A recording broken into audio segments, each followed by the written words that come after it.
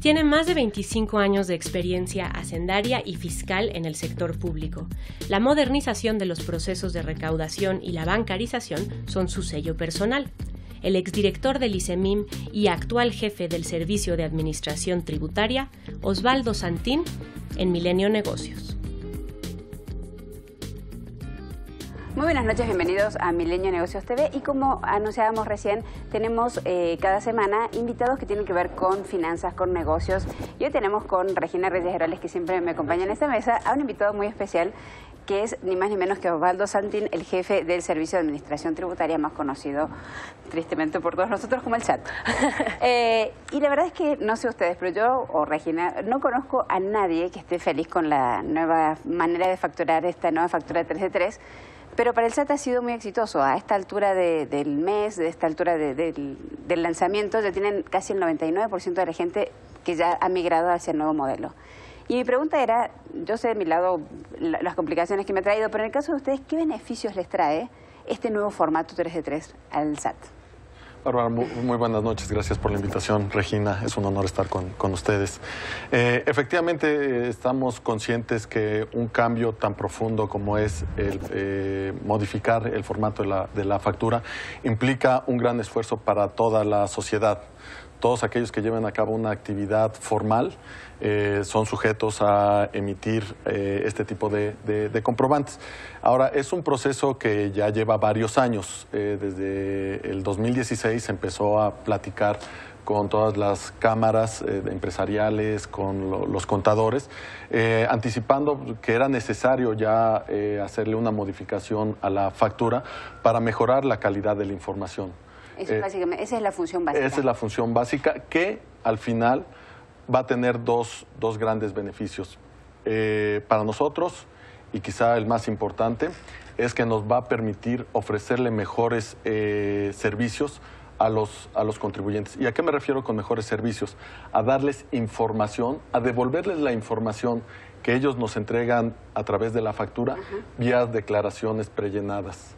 Ah, mira. Es un proceso, digamos, que va dentro de esta idea de digitalización, ¿no? Entonces, van a facilitar en algún momento... Porque ya la información la tienen ustedes y le ahorran un paso al contribuyente. Ese es precisamente el propósito, que la información tenga mejor calidad, que eso nos dé mayor confianza, para que en el momento de que le prellenemos la declaración al contribuyente, este tenga la certeza de que su actividad económica está correctamente reflejada en su declaración y por lo tanto está cumpliendo de manera adecuada con sus obligaciones fiscales.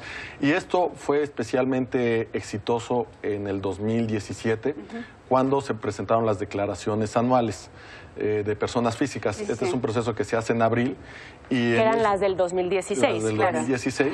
Y que fue posible entregarles a la mayoría de las personas físicas toda la información para que pudieran presentar su declaración anual.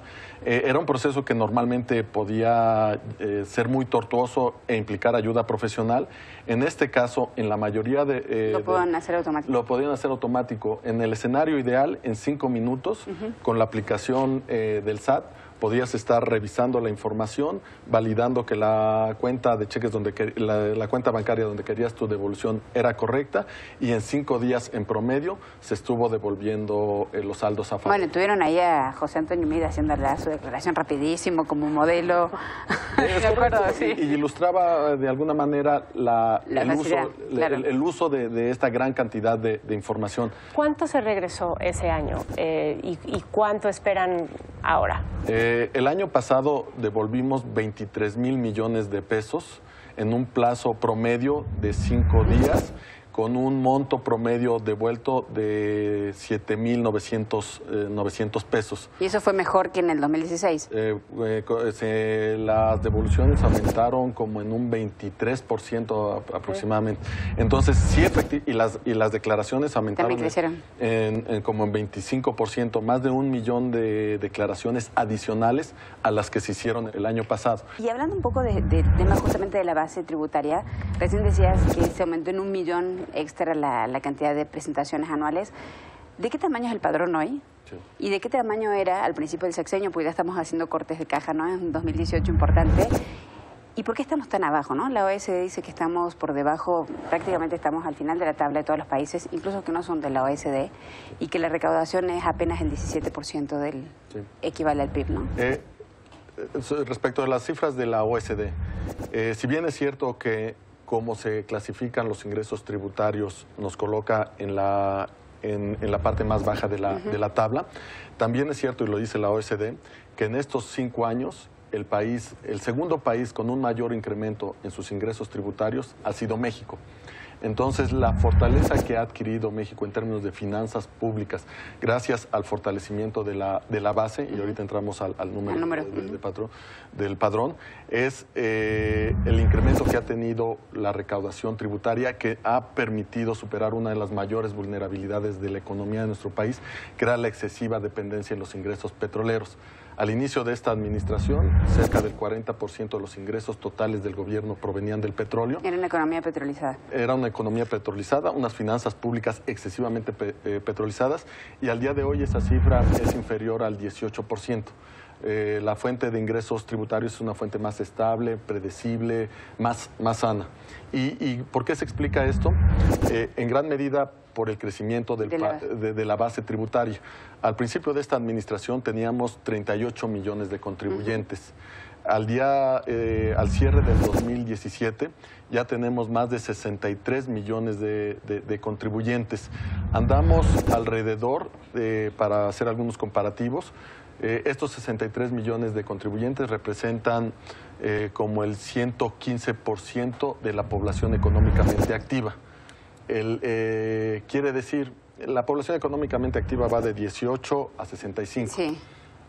Obviamente hay contribuyentes mayores de 65 años y por eso somos más del 100%. Pero lo relevante aquí es que ya compara con la cifra de la OECD. El promedio de la OECD es 119%. ¿Y a qué 115? 115. Entonces, para efectos fiscales, la mayor parte de la población que está en edad de contribuir ya está registrada en el SAT y en la mayoría de los casos cumpliendo de manera oportuna y adecuada con sus obligaciones fiscales. La idea es tener cuántos contribuyentes, o sea, la idea es que estos 63 millones se conviertan en cuánto. ¿Cuál es la progresión que han visto? Nosotros estimamos que si llegamos a 65, 66 millones de contribuyentes, que ya estamos ahí... Este año.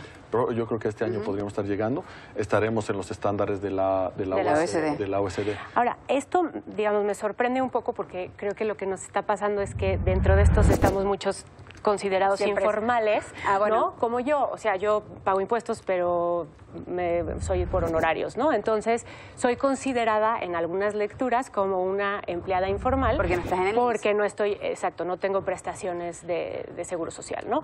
Pero, digo, tengo mi Afore y demás. Entonces, a ver, ¿dónde están esas diferencias y por qué es importante también empezar a entender que los informales también pagamos impuestos, ¿no? Es correcto. La clasificación, y eso ha hecho que la clasificación que utiliza el INEGI establece como criterios que para que estés considerado como formal, tanto que pagues impuestos como que estés dado de alta en la seguridad social. La mayoría ya está dado de alta ante el SAT, entonces cumple con ese requisito. Pero no aquí. Pero no en el caso de la seguridad social, y por lo tanto los niveles de informalidad son muy altos comparados con países similares. Pero no son reales, entonces. Pero no son reales porque para efectos fiscales sí estamos contribuyendo. Sí están contribuyendo. ¿Y alguna vez cruzaron esas dos listas? ¿Saben cuántos hay de real de informalidad, entonces?